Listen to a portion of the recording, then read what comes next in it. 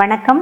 Tamil food கார்னர்ல வீட்டில் உள்ள இன்கிரீடியன்ஸை வச்சு ரொம்பவே ஈஸியான மெத்தட்ல குவிக்கா ஒரு லஞ்ச் காம்போ எப்படி பண்றதுன்னு பார்க்கலாம். நல்ல வாசனையா சாதத்துல விட்டு சாப்பிட்றதுக்கு அவ்வளோ சூப்பரா இருக்கும். இந்த சைட் டிஷ் நல்ல கிறிஸ்பியா பெர்ஃபெக்டான காம்பினேஷனா இருக்கும். ரொம்ப சிம்பிளான ரெசிபி தான். வீடியோ ஸ்கிப் பண்ணாம எங்க கடைசி வரைக்கும் பார்த்துட்டு உங்க கிச்சன்ல ட்ரை பண்ணி பாருங்க.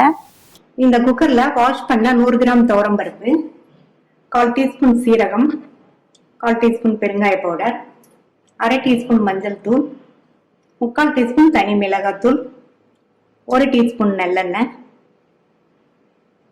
கட் பண்ண 4 மீடியம் சைஸ் தக்காளி. தக்காளியோட வெயிட் 125 கிராம் இருக்கும். இது கூட 1.25 கப் தண்ணி சேர்க்கிறேன். இந்த தண்ணியோட அளவு 300 ml.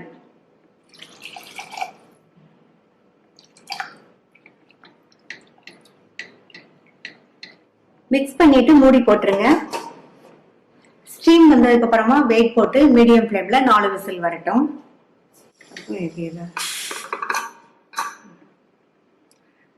மீடியம் ஃப்ளேம்ல 4 விசில் வந்துருச்சு. நம்ம சேர்த்த பருப்பு தக்காளி எல்லாமே ஓரளவு வெந்திருக்கு. இப்ப நம்ம இதை மசிக்கணும். இதுல உள்ள கொஞ்சம் தண்ணியை மட்டும் வடிச்சிட்டு மசிச்சோம்னா நல்லா ஈஸியா மசிக்க வரும். கொஞ்சம் தண்ணியை வடிச்சிட்டு லைட்டா மசிச்சுக்கலாம்.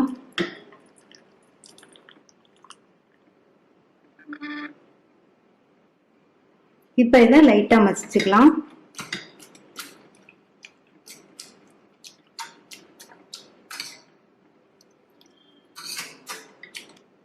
இந்த அளவுக்கு மசிச்சுக்கோங்க.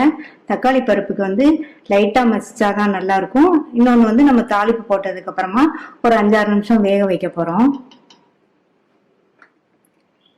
இந்த பேன்ல 1 டேபிள் ஸ்பூன் நல்லெண்ணெய், எண்ணெய் சூடானதும் 1 டீஸ்பூன் கடுகு, 1 டீஸ்பூன் உளுந்து செவந்ததும் கொஞ்சமா கருவேப்பிலை, 1/4 கப் அளவுக்கு பொடியா கட் பண்ண வெங்காயம். சின்ன வெங்காயம் சேர்த்திருக்கேன். உங்கள்கிட்ட எந்த வெங்காயம் இருக்கோ அதை சேர்த்துக்கோங்க. அடுத்து ஒரு கட் பண்ண பச்சை மிளகாய், ஒரு காஞ்ச மிளகாய், ஸ்லைஸ் பண்ண 5-6 பல் பூண்டு. இப்ப எல்லாத்தையும் நல்லா வதக்கிக்கோங்க. வெங்காயம்னா நல்லா வதங்கி வரணும். லைட்டா அதனுடைய கலர் மாறி வர வரைக்கும் வதக்கிக்கலாம். இப்ப பாத்தீங்கன்னா வெங்காயம்லாம் வதங்கி லைட்டா அதனுடைய கலர் மாறி இருக்கு. இந்த அளவுக்கு வதக்கிக்கங்க. அப்பதான் பருப்போட சுவை வெங்காய வாசனையோட ரொம்ப சூப்பரா இருக்கும். அடுத்து ஸ்டவ்வை சிம்ல வச்சுட்டு மசிச்ச பருப்பை சேர்த்துக்கலாம். ஃபர்ஸ்ட் நம்ம வடிச்ச தண்ணி, கொஞ்சமா புளிக்கரைசல் சேர்க்கிறேன். ஒரு சின்ன நெல்லிக்காய் அளவு புளிய கரைச்சு வடிகட்டி எடுத்து வச்சிருக்கேன். என்னதான் நம்ம தக்காளி சேர்த்தாலும் கொஞ்சம் புளிப்பு சுவையோட இருந்தா நல்லா இருக்கும். இதுக்கு தேவையான அளவு உப்பு சேர்த்துட்டு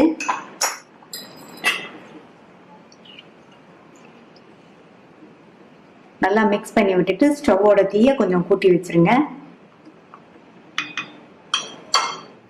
இதுல இன்னும் கொஞ்சம் மட்டும் தண்ணி சேர்க்கிறேன். 1/4 கப் அளவுக்கு சேர்த்திருக்கேன். ஸ்டவ்வோட தீய கூட்டி வச்சாச்சு.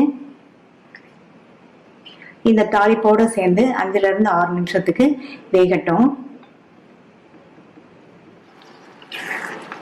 இப்ப 6 நிமிஷமா நல்லா எல்லாம் ஒண்ணு சேர்ந்து கொதிச்சு திக்காய் வந்திருக்கு. ஃபைனலா இதுல 1 டீஸ்பூன் நெய் சேர்த்துக்கங்க.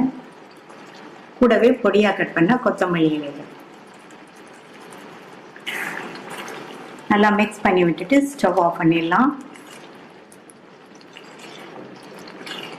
அவ்வளவுதான், சுவையான தக்காளி பருப்பு ரெடி ஆயிடுச்சு.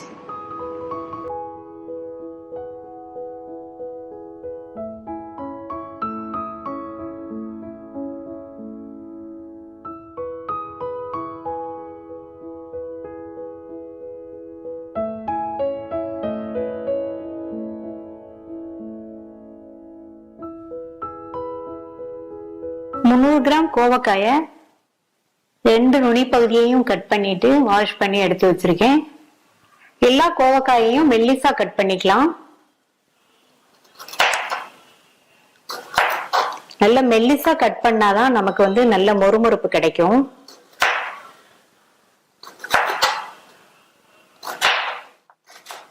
இதே மாதிரி எல்லாத்தையும் கட் பண்ணி எடுத்து வச்சுக்கலாம். எல்லாத்தையும் மெல்லிசா கட் பண்ணி இந்த பாத்திரத்துக்கு மாத்தி வச்சிருக்கேன். இது கூட 5-6 பல் பூண்டை நல்லா நைஸா தட்டி சேர்த்துக்கங்க. 5 டேபிள் ஸ்பூன் கடலை மாவு,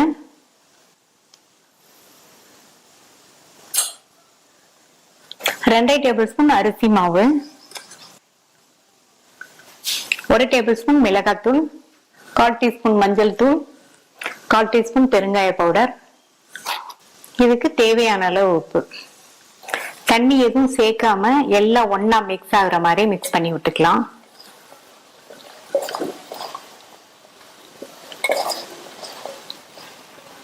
ஒரு தடவை மிக்ஸ் பண்ணியாச்சு.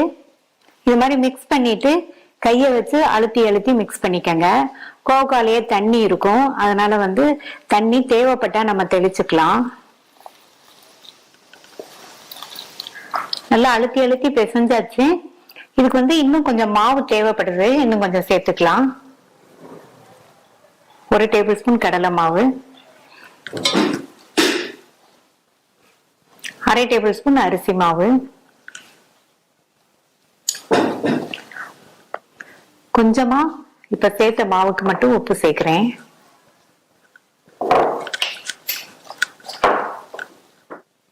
மிக்ஸ் பண்ணிட்டு ஒரே 1 டேபிள் ஸ்பூன் மட்டும் தண்ணி தெளிச்சு மறுபடியும் நல்லா பிசைஞ்சிடலாம். அவ்வளவுதான். இதை வந்து நம்ம உடனே எண்ணெயில போட்டு எடுத்துடணும். இப்ப என்ன நல்லா சூடாயிடுச்சு. ஸ்டவ் மீடியம் ஹீட்ல வச்சுட்டு கொஞ்சம் கொஞ்சமா எடுத்து எண்ணெயில சேர்த்துடலாம்.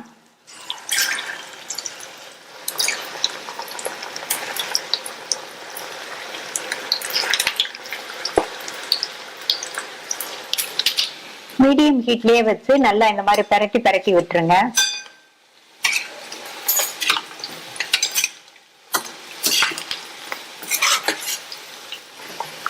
கோல்டன் பிரவுன் வர வரைக்கும் இந்த மாதிரி பிரட்டி பிரட்டி விடுங்க, அப்பதான் நல்லா கிறிஸ்பியா இருக்கும். நல்லா கோல்டன் பிரவுனா வந்துருச்சு பாருங்க. இந்த ஸ்டேஜ்ல எடுத்துடலாம். மீதி உள்ளதையும் போட்டு எடுத்துடலாம். நல்லா மொறு மொறுன்னு கோவக்காய் ஃப்ரை ரெடி ஆயிடுச்சு. அதே எண்ணெயிலே கொஞ்சமா கறிவேப்பிலை இலைகளையும் பொரிச்சு சேர்க்கிறேன்.